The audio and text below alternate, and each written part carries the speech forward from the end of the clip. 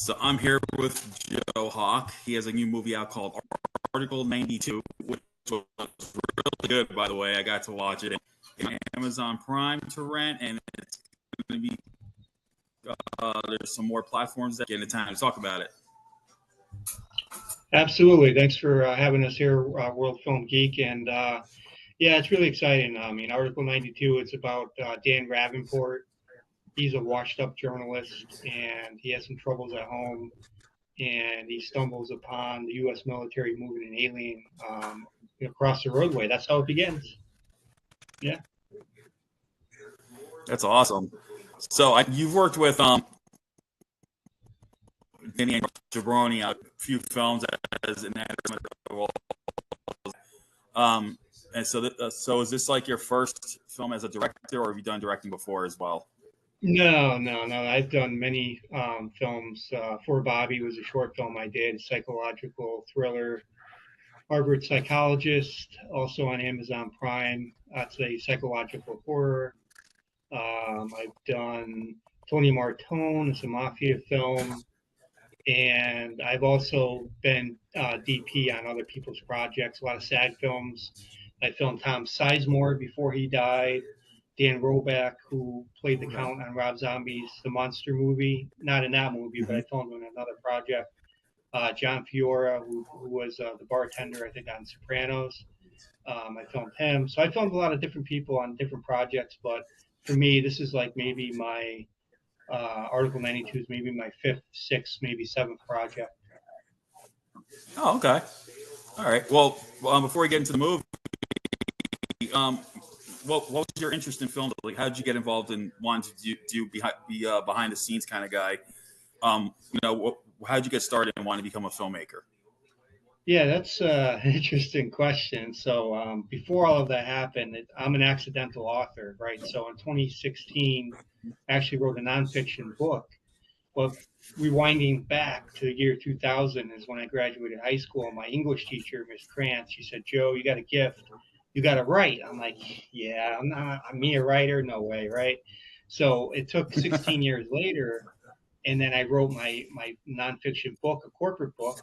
And then after that, I wrote some other books. The White House is Fake, 2017. I wrote that. That's actually turning into a miniseries now. I wrote that in 2017. So before I did films, I was an author, fiction and nonfiction. But I wanted to see my pages come to life. So I did like book trailers to help promote my books. And I was like, I really like this. I'm really digging this. So I kind of really fell into it heavily sometime north of 2019 in filmmaking. Yeah, I find that fascinating. That is quite fascinating.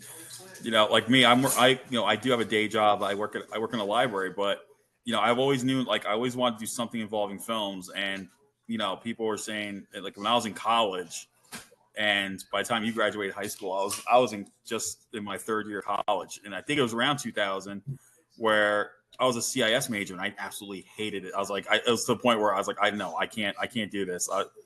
And they had just opened a film studies program at my school, so I took an intro to the film studies course, and the teacher was like, "You have a really sharp eye for film.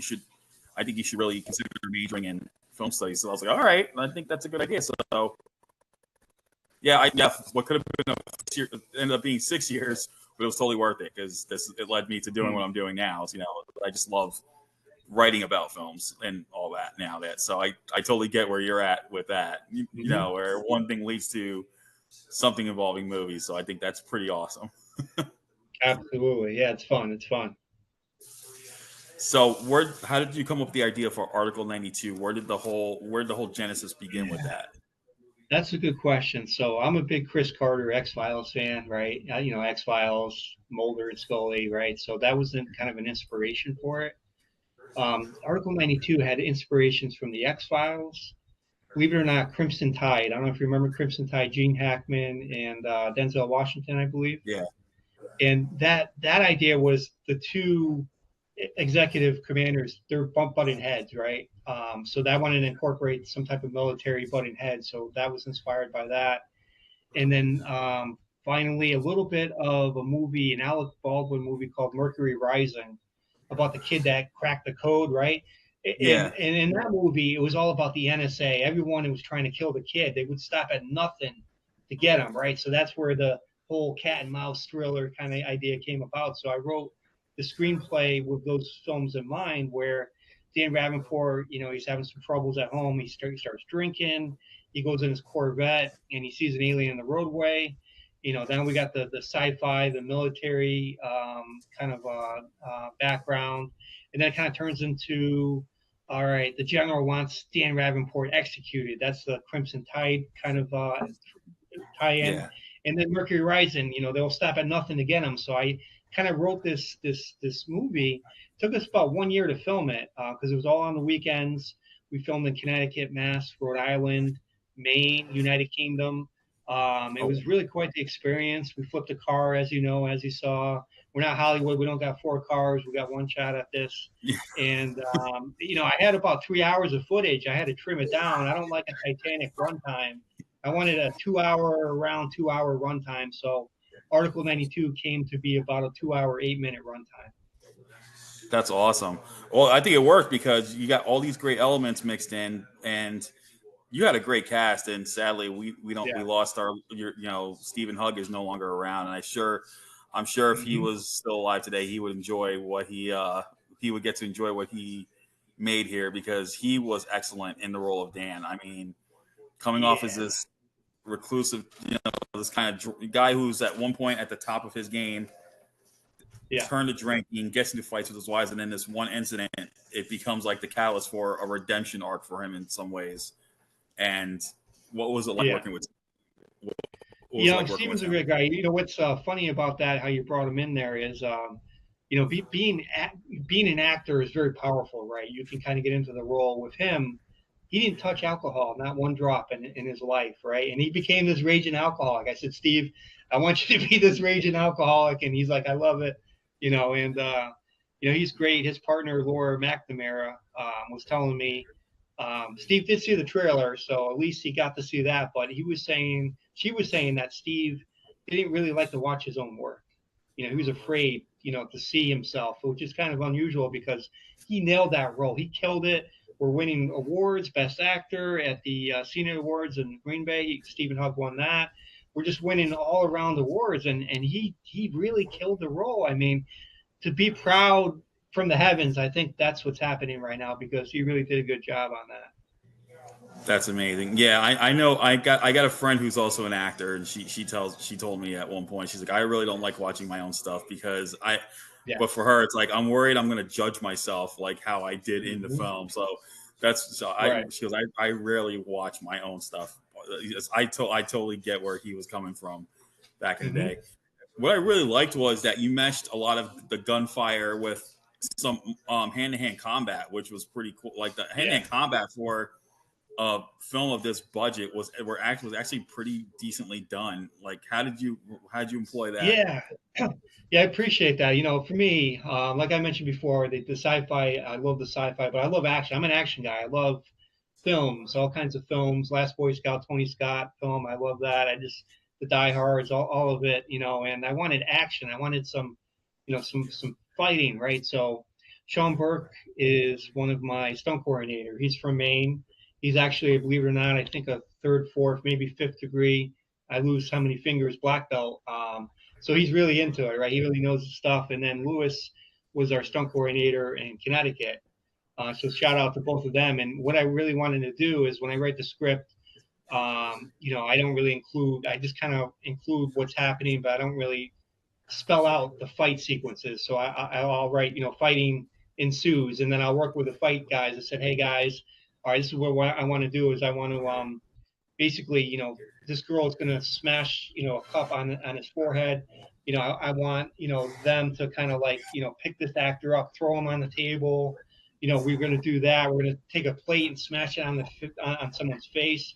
All that was smashable props. Obviously, we didn't really smash Yeah, real stuff. But as far as the punching, it's really about camera technique, adding the right effects, and we had a really lot of 3, 4, maybe 5 fights in it, and yeah, I'm really happy with the results. I mean, the actors, some of which never did any fighting. So when that happens, of course, we'll block out time, an hour, 2 hours here, work on the sequences. All right, yeah, I like that, but let's do this or let's do that, and it really added a depth, I think, to the film. You know, really yeah, the government will not stop until Dan Ravenport is taken care of.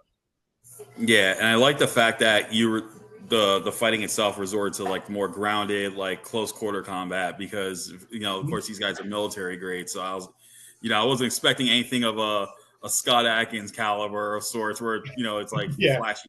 No, I'm like, all right, cool. I know they're gonna do like hand to hand, like close quarter combat, and I think it fit in perfectly with the tone of the film.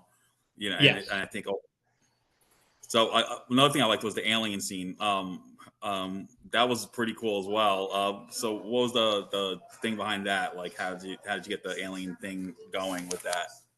Yeah, so it's funny you mentioned about that. The guy that made it, his name is Rob Zibkowski. He's from Arizona. I've been following Rob for many years. I always wanted to work with him. He made a werewolf so real that this is a true story that someone posted. People post stuff and rumors start, right? He posted something. Somebody posted something on Instagram somewhere that in Latin America, werewolves are killing people, and they showed this dead werewolf. Guess who made that werewolf? It wasn't they were killing people. It was made by Rob Zipkowski, and it was debunked on TMZ. TMZ made an article saying no, they're not killing people. It was Rob Zipkowski who made this creature. From there, I started following Rob. I'm like, wow, he's the real deal. So I contacted Rob. I said, hey, I want an alien. He's like, all right, what do you want? I'm like, well, I don't want like the big eyes. That's like my neighbor down the street with the big eyes. They look like normal people. I want something unique, right? So I said, Rob, I want Predator. Predator was an alien. I want something menacing, like that face, right? So we were kind of spitballing, and he did the idea. He'd send me some ideas, and I want like a lawn alien. It's 6.5 feet long, and it weighs about 50 pounds, and it takes months to make this because what he does is right. He gets the idea of it. He takes like a mold in like a clay, right? And then once he gets the outline of the shape, it's silicone for the actual alien. You got the hair, you got the teeth, and then you got the foam is what it lays on. It lays on a foam outline to make the impression of the alien, right? Because he makes stuff you can wear and he makes stuff you can't wear. I just needed a dead alien, so I said, Rob, let's do this, and he shipped it to me. And I see the mail guy; he's taking out of the mail truck. He's like, "What the hell's in here?" I'm like, "It's an alien." He's like, "Yeah, no." I'm like, "Oh, all right." But yeah, it was an alien, and he shipped it from Arizona to me. So that's how I got Rob involved, and we did the scene on the roadway with the military. You saw shooting the guns, and then with Jeff Rosman, who plays the crazy doctor, he did the scene with the alien on the table. That was a fun scene too. Yeah, and for those of you who do see this movie, you're wondering how this was done. You get to see a bit of the alien stuff done during the end credits, which was pretty cool. So like, quite a weird song in some ways. I like the song they played at the end. I couldn't stop. I kept bobbing my head like trying to Yeah, like yeah, got yeah. into it. I like That's that. I think it's called Monster, and I really liked it because this is the lyrics, and that was in the movie too. At some point, I don't know where, somewhere in there, but I really wanted. So the song before that, that's actually Stephen Hugg singing Extraterrestrial Blues. That's him singing. That's his song. He wrote Oh Extraterrestrial wow. Blues. Yeah, I don't know, many years ago, and I put that in the end credits right before the Monster song came on. That's him singing, so it's funny. It's a tie-in, to Hug musically.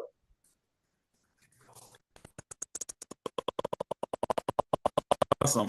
So you mentioned that you took like a year to shoot the film in all these different locations. Were there any challenges that you faced during production? I know because it's an indie film, and you got these time Yeah. constraints. I know that's probably was one, but was there any other? Yeah.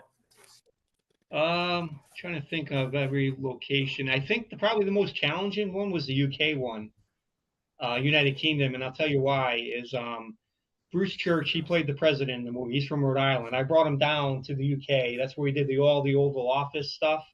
And I don't know if you remember the bomb doors opening and he's like looking up like this.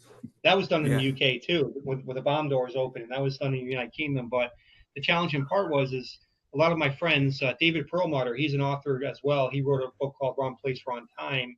He played the UK Prime Minister. He's my friend from the UK, but he lives in London. So all of these people, all the extras that I had were from the United Kingdom in those scenes.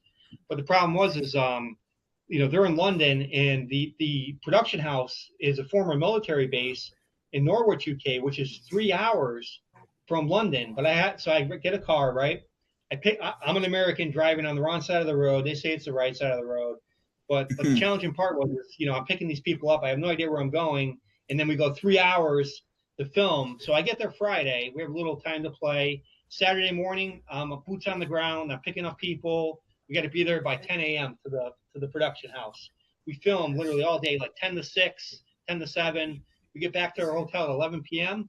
I'm on a flight the next day at 5 a.m. That's how quick in and out we were. Wow. That's insane. So it is, but we made it happen, and that was the most challenging part, was just doing. How did you get through that? I mean, did you get did you grab some energy drinks and just like, I gotta go? I did.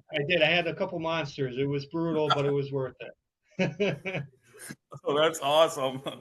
Yes. So right now, I know that Article 92 is playing on. You can rent it on Amazon Prime, but where else are we going to be able to see this film?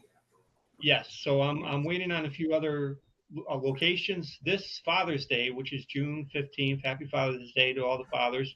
It goes to Spark TV for free. Spark TV is like a streaming service for independent. They're really strongly independent oriented. So June 15th, if you go to sparktv.com, you'll see the film there for free. Until then, it's only on Amazon Prime. But on June 15th thereafter, you can get it on Spark TV. We're waiting on a few more allocations as well. But for now, Spark TV, Amazon Prime right now. That's awesome. Yeah, I love Spark TV. I just got into it thanks to a friend of yours, Denny Ann. So, I saw a bunch of her stuff on there that you worked on, that you actually worked on. So it's like I did. Yeah, I filmed a couple things. I filmed Denny Ann's The Exorcist movie for horror, and then I filmed. I filmed so much stuff. It's kind of a blur. I filmed that, and Don't Go Into the Woods at Night, and there might have been one or two more. But yeah, that down in the Carolinas for her. Yeah, that's awesome. So what is next? So what's next for you after this? So like I alluded to before, in 2017, The White House is Fake. I wrote the book. I'm adapting my book into a screenplay. It's going to be an episodic 8 episodes SAG Micro project. So with SAG Micro, you can only do AVOD on that. That's advertised video on demand. So likely we're going to see if we can get that on Tubi, because Tubi is AVOD. And that's going to be filming episode 1 in October, November this year, and 2 through 8 later in 2026. So I'm really happy about that. It's a political thriller set in Alexandria, Virginia, although we're going to be filming mostly in Connecticut, Mass, Rhode Island for that. Oh, that's awesome. So for those who don't know what The White House is Fake is about, can you give us a little brief synopsis of what? Yeah, so the title is elusive. This movie has a lot of inspirations from Men in Black, Total Recall, and Men in Black, Total Recall, and there was one more inspiration. It's escaping me right now. But basically what it is about Nelson Conrad. He's a teenager. The lead is a teenager. And he likes adventures, finding Bigfoot, finding his next adventure. He has a journal. He's documenting his work, gossiping on the neighbors. He's kind of one of those guys, right? And he kind of goes fishing on a local pond. As he's walking back, he sees a DOT truck on the side of the road. The guy's whirling his finger like this. And he's like, so he doubles back. He's watching them through the woods. And then he sees high-level military general, maybe the U.S. president, coming from a secret tunnel. They get into a limo, and they take off. And he's like, what the heck just happened? He starts prying, finding out why the highway was modified. Goes to the library, looks at some plans, some city hall records, and he finds out it was modified in 1957 by James Hutchison. So he calls this number that's like 30, 35 years old, because the movie takes place in the 90s, and somebody picks up, and he wants to meet this guy. Now, General Dwight Eisenhower, he did the National Federal Aid Highway Act in 1957. That's true. It was intended for the military, but they made it public.